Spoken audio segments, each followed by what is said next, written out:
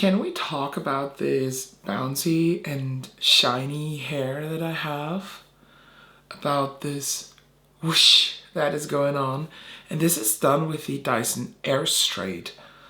I love that device. I'm not going to say that you need to buy this because it's a €500 blow dryer with a straightener built in, but not really a straightener. It's a weird technique. I love it. It changed my life, but it's 500 bucks. Originally, this video was planned to be either a controversial Friday or a get reddit with me, but I forgot to ask you a question for the controversial Friday, so I think the question for next week is up because I want to film one on the weekend.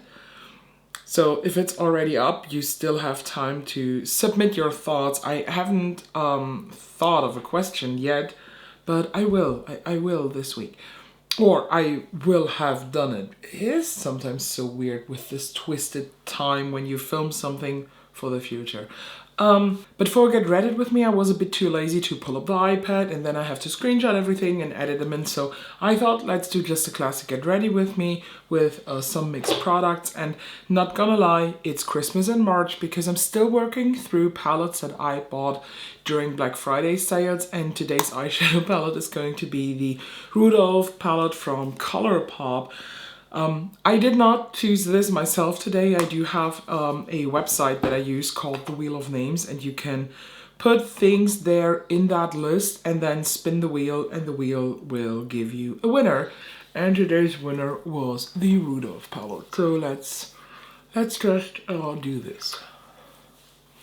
I also was asked with those Get Ready With Me's to not edit out some steps, so this is going to be a really casual Get Ready With Me, probably nearly in real time. I might edit out some like phases where I'm not talking, but things like mascara and brows, I was just asked to let it in the video. So I try to, I promise I try. My skin is currently calming down. This is like the worst part that is left, but this part here on my forehead is nearly gone. This is nearly gone.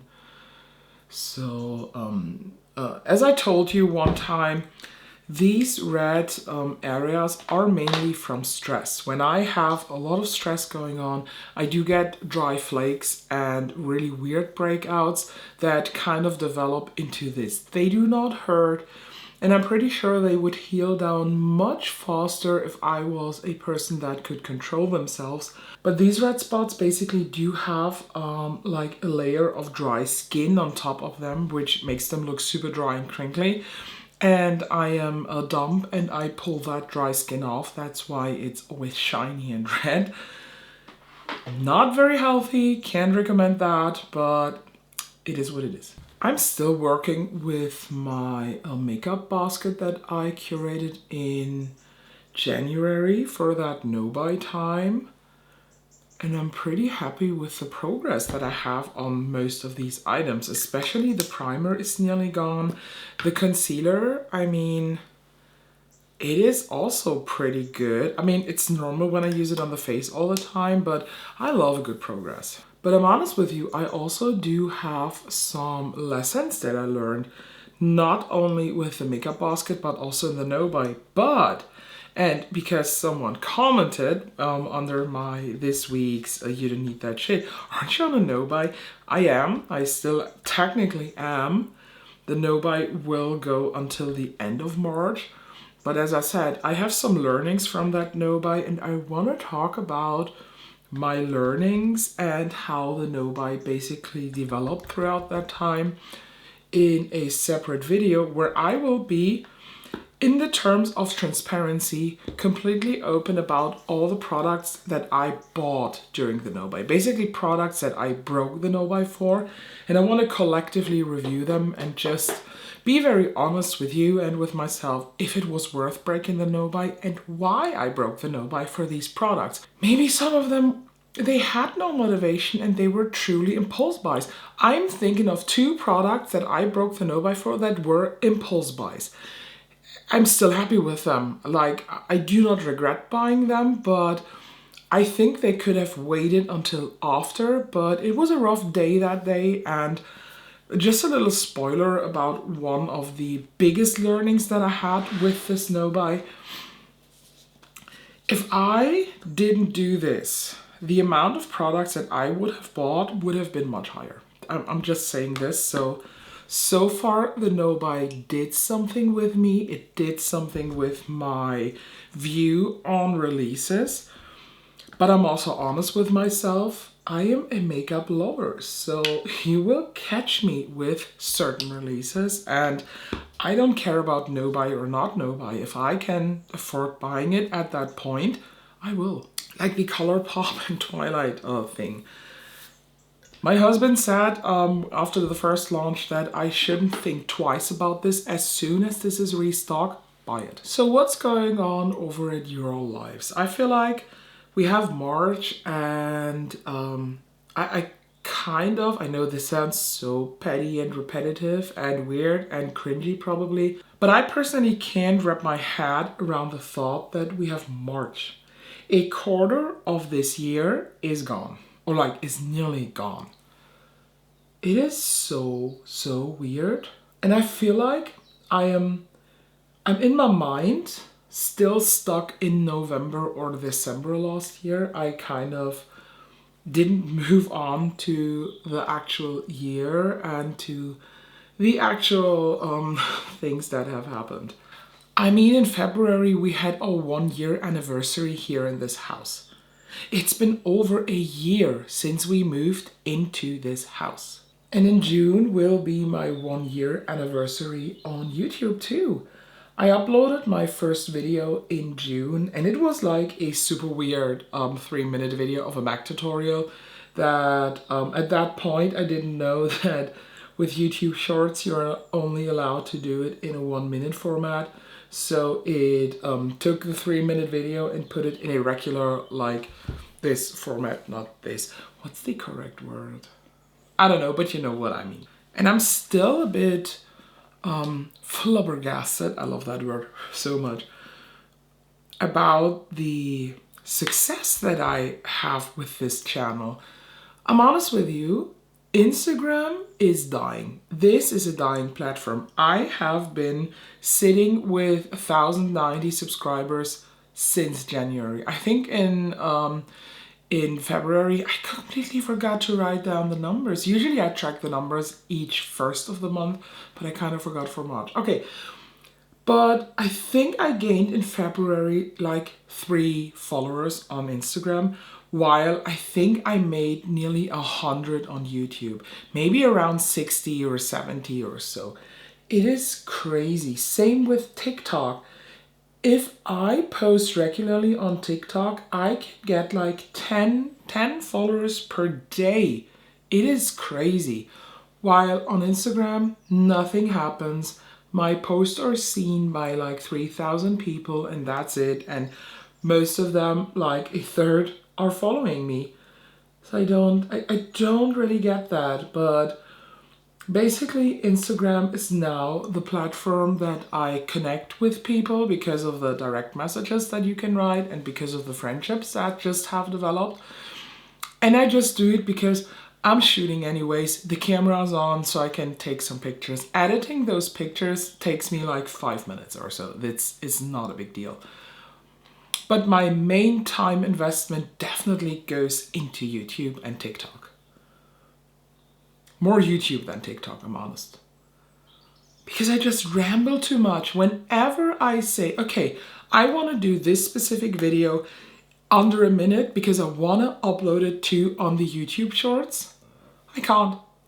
I am not able to shut the fuck up and stay under 60 seconds. I can't. So please, YouTube, at least allow us 1:30 minutes, because that is something I can manage to do. It's like not a lot, but 30 seconds is sometimes a lot.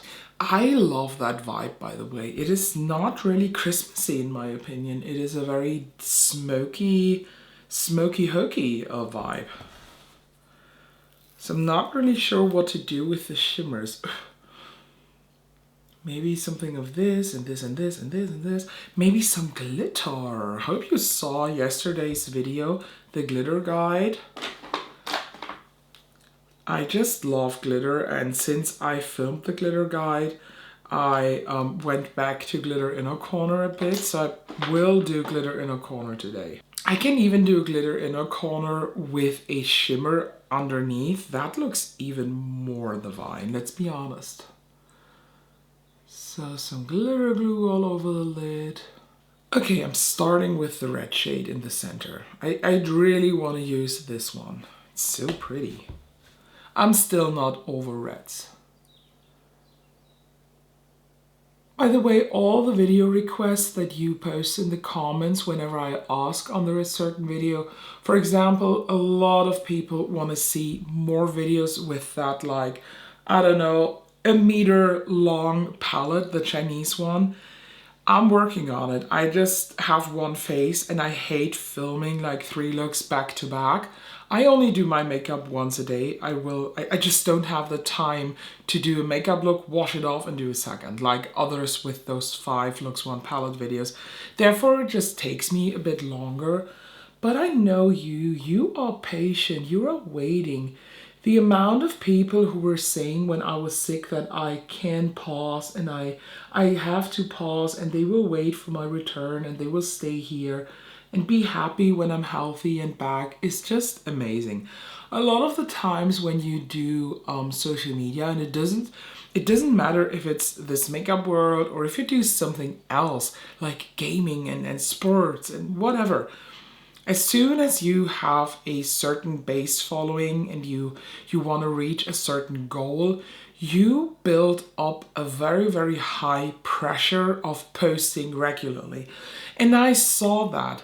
When I was sick in February, I think I haven't posted in 1 week. That means no video production in around 1.5 to 2 weeks.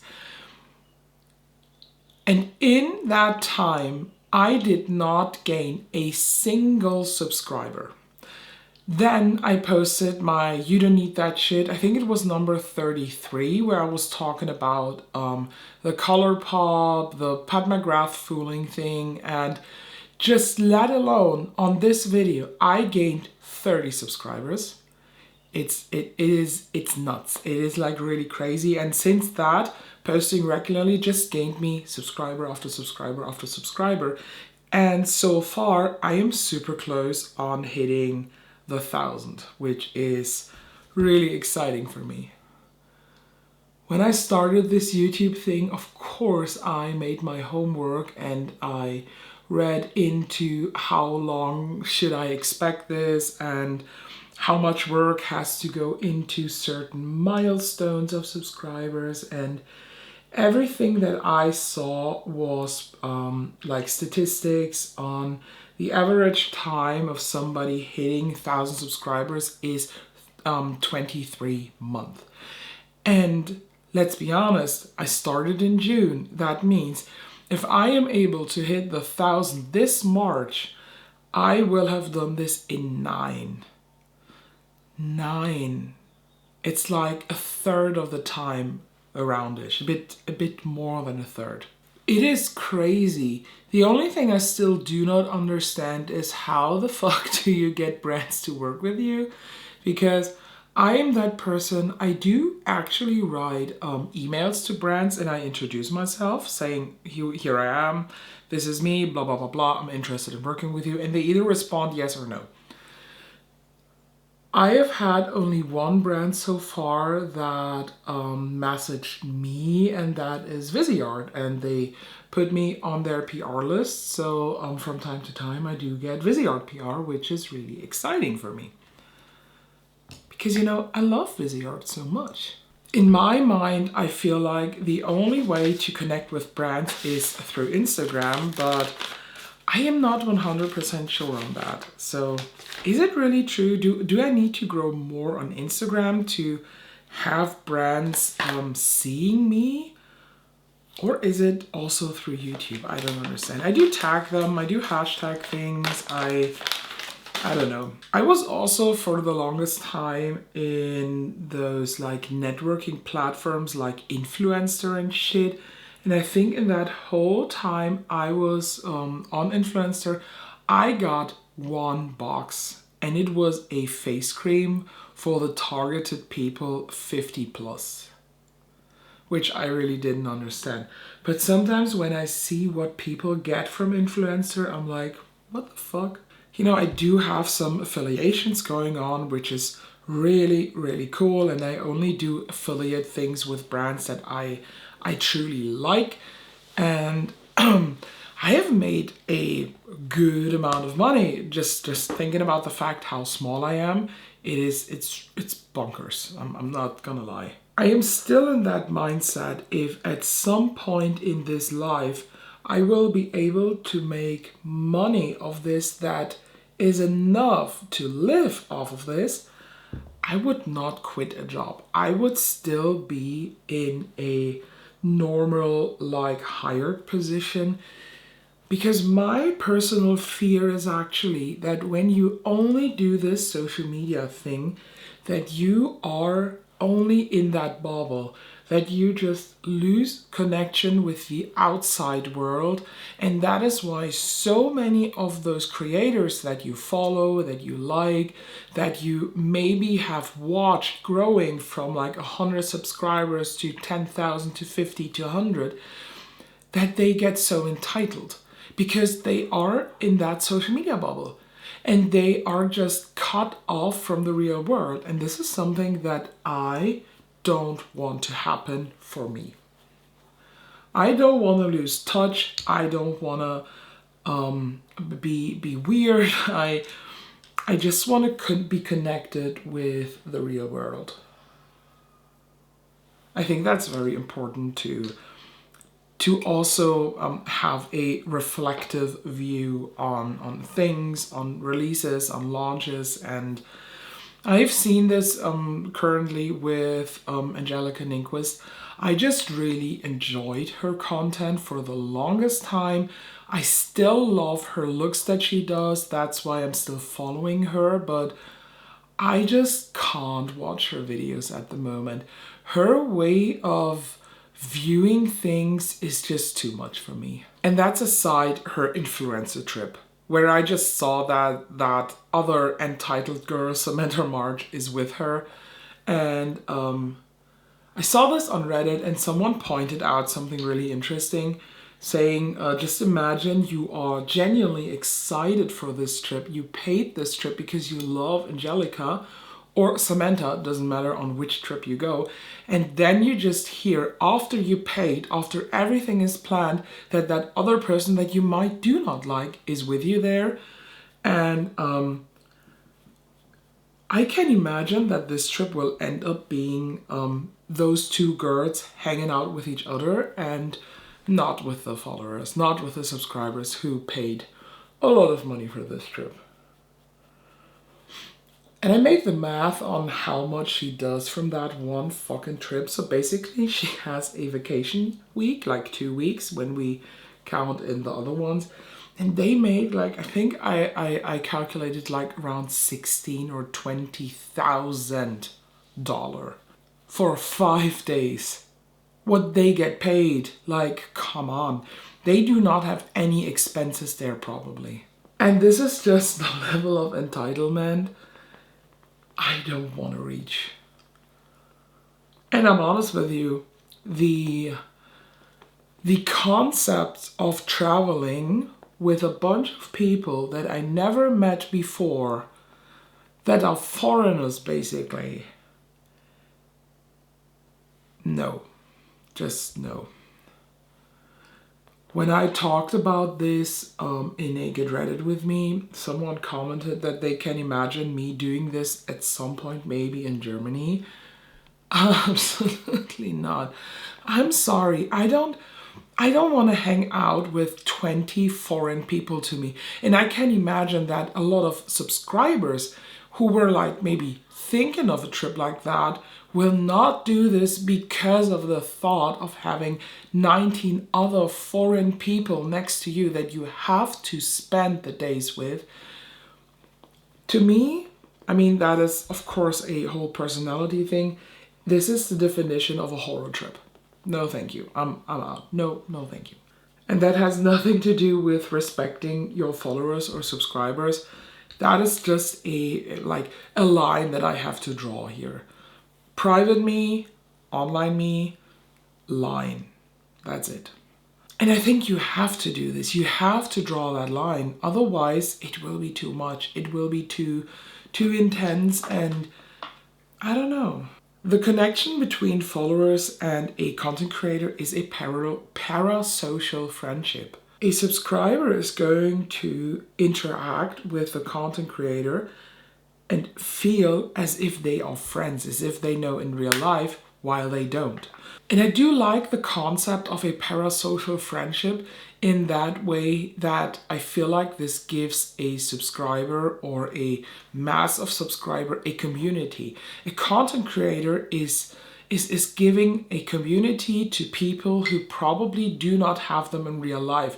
Like me, I have nobody in my real life here next to me in my friendships who is that into makeup as I am. I have a couple of friends who are interested in makeup, yes, of course. And I just had a friend over who I was talking to about makeup because she wants to start building her own kit and she didn't know where to start. So we sat here in that room for, I don't know, 90 minutes, 120 minutes, something like that.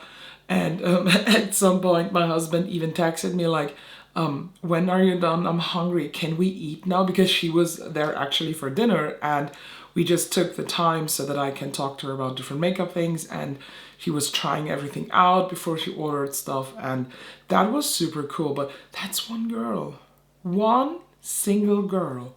While in this community are thousands of people I can interact with, thousands of people who share just the same interests. So in that way, I like this concept a lot. But in that concept of a parasocial friendship, you, and I myself too, because I am a subscriber and follower too at some people, you have to be careful because these people, and I myself, we are not friends. They are not friends with you. And if they are telling you, you have to buy this, that's what they make a living out of, and that's completely okay to give recommendations. But I'm just saying, calm your tits. Stay calm. Make mindful purchases. Just because I am saying a certain item is the best I have ever tried, and you need this, doesn't mean you need this. Do you know what I want to say? By the way, the scratching is my cat Edgar, who wants to join us, but no, I am a bit in a hurry today. He can't join. And maybe saying this is very dumb because I'm literally just saying don't buy things I recommend. That is not the case. I just want people to think twice about the purchase. And if you then purchase something and you use a code or affiliate link, whatever, from a person you got that recommended, that's cool. I get so excited every single time. Oh my God, Edgar. He is so annoying currently. I get excited all the time when I get an email from the Gloss Gods program. Hey, somebody bought something with your code. You made this, and this. And I'm honest with you, in that time that I have this affiliate relationship with Gloss Gods, when did this start? I just checked on Instagram when I posted this in my story. And I am affiliated with Gloss Gods since December 14th. And in that short time, I made €150. It is not a lot, but to me, it's so exciting every time I get an email because I'm like, oh my God, somebody will love this so much. And I genuinely think that being affiliated with a brand does not, for me personally, change my opinion. Because I think that balance out of positive and negative reviews, that makes somebody reliable. I can't trust a person who is always praising a product. It's not possible. It just isn't. And I can happily say that certain palettes from Gloss Gods, like the Lavender Skies or the What's Your Power, which is the All Pastel palette, I just don't like. And that's okay. Maybe somebody who has a complete opposite taste of makeup than me just knows from my I don't like it that they will like it. I have this thing with a friend over on Instagram. Her name is Blush Frenetic. We have so different tastes in makeup in certain cases that we are 100% sure when the other person doesn't like the product that the other one will. I think there is just this mindset, or that mindset that happened in the past years, that negative reviews are connected with bashing. A negative review is just as helpful as a positive. That's what I say. Between bashing a brand and giving a product a negative review are worlds in between.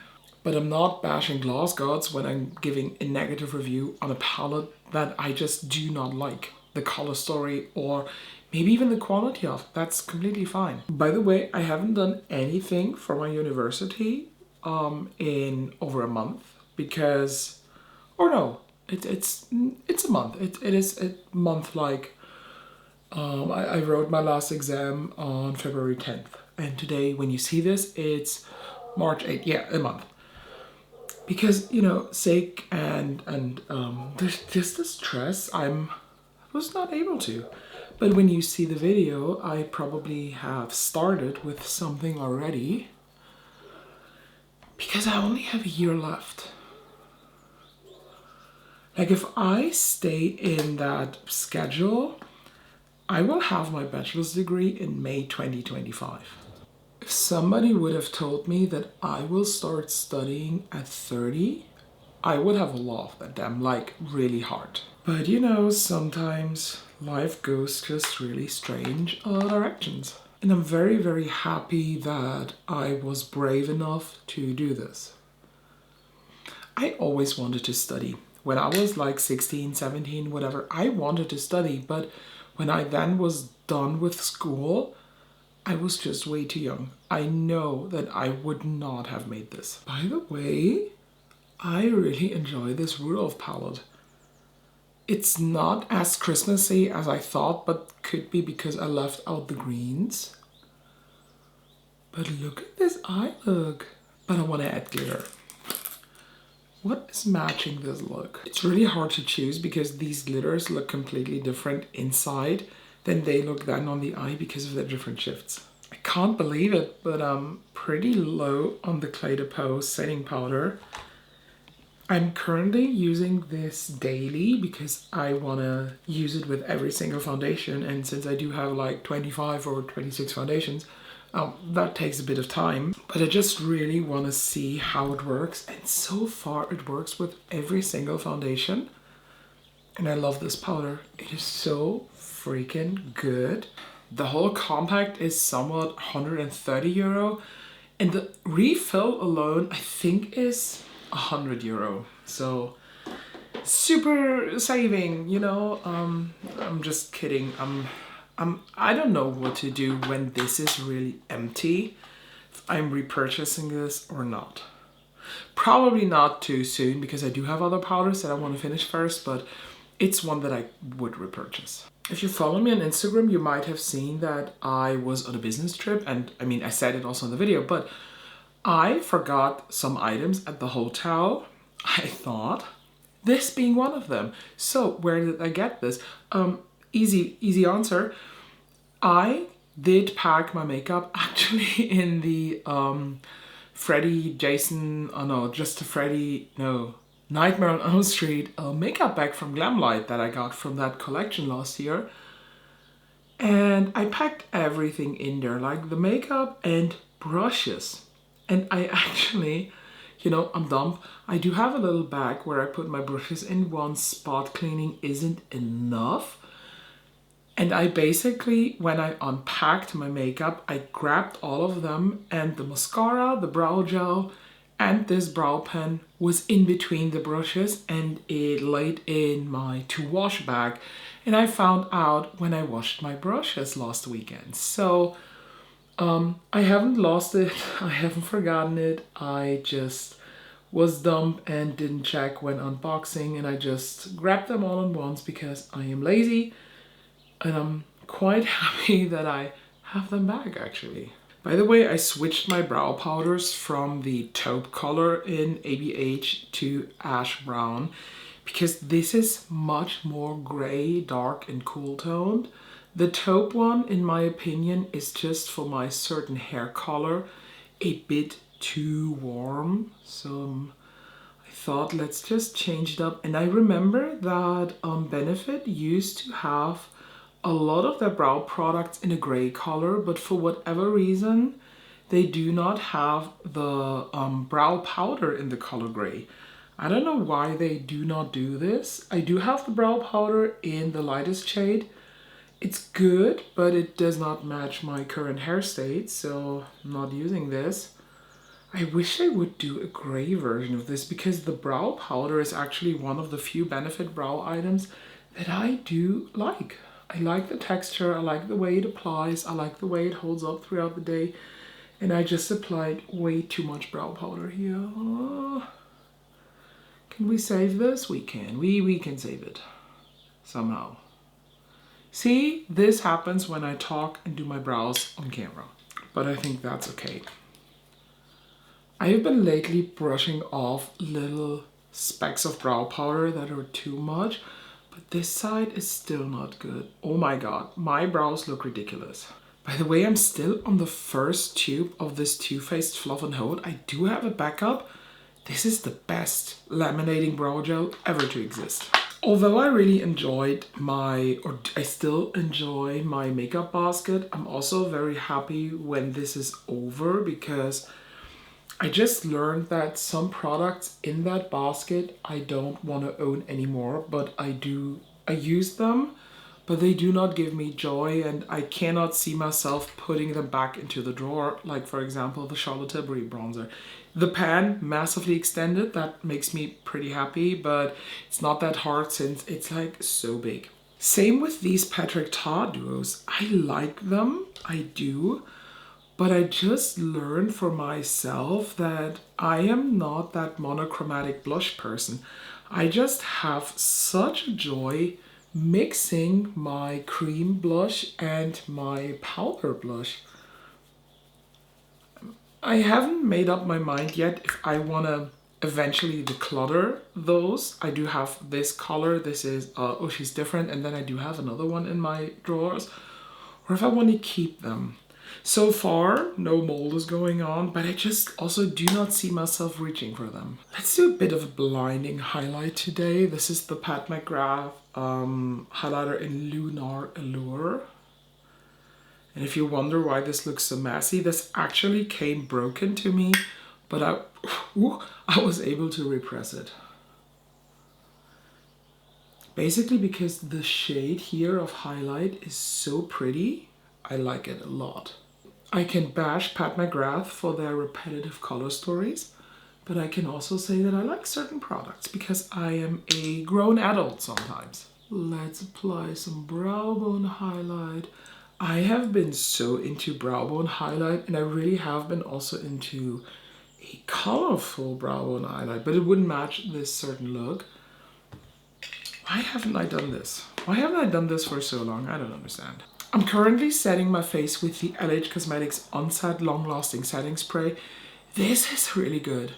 And I don't know, but this is so good that this might... okay, this is a very far stretch, but I might like this better than the Charlotte Tilbury one. I haven't made up my mind yet.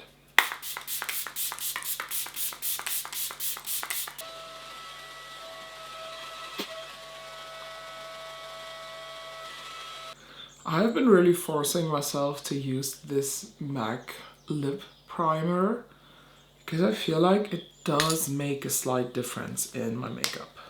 And I also have to remind myself back to use finishing powders. I just at some point stopped doing this, although I just really like the way this affects my skin. Just diffuses some areas. It is subtle, but for example, it cuts a bit underneath the bronzer contour. Just like it. By the way, do you know why you always have a runny nose when you tap on your face with a sponge or with a puff? Because you basically stimulate your sinuses and then the floods are going. Did you know that YouTube has a filter for certain comments? So when you comment something sexual or rude or whatever, YouTube is blocking that comment until I approve it. And I think it was my yearly empties where I did the roundup basically of what I used up. There was a comment that was blocked by YouTube that I also did not approve because I just didn't want to have that type of energy, who were saying that the amount of mascara that I use up is way too wasteful and I should think about my whole mannerism and that I'm a horrible person, something like that. I basically left out all the other bad words that were causing the block. And I actually thought about this, if the amount of mascara that I use on one single eye is too much. And you know what? The answer is yes, it is. But I like it. I love my mascara routine. I just think this is what works for me. And I just know myself that one mascara or two is not enough for me. The different formulations, the different brushes make such a difference. That's why I started layering. And do you know where I learned this? My very first YouTube video that I ever saw in the beauty space is probably over 10 years ago. And it was by a girl called Liz Megan. And she had a video on how to make the, well, on hindsight, most ugly spider lashes ever, but I really wanted to have it that back then. And she basically taught the layering of mascara. I remember that at some point she just vanished from YouTube because she was sick. I know that she had an eating disorder. And I'm really thinking of her from time to time, like, where are you now, girl? Like, you were my entrance into the beauty space. What is she doing today? I hope she's doing well. When I thought that I lost my Hourglass and Charlotte Tilbury mascara, I opened this one. This is the Charlotte Tilbury Full Fat Lash Mascara that I never hear people talk about. And actually, I don't understand. This is a absolutely fantastic mascara. I think I like it even more than the Pillow Talk Push-Up Lash. But yeah, talking about the mascara, that's why I go through so many, because I use like 3, the 4, the 5 parallel. And I just enjoy the way I do this. Same with my skincare. I shared my skincare routine on Instagram one day. And I said, even before I shared it, that this is too much for one person.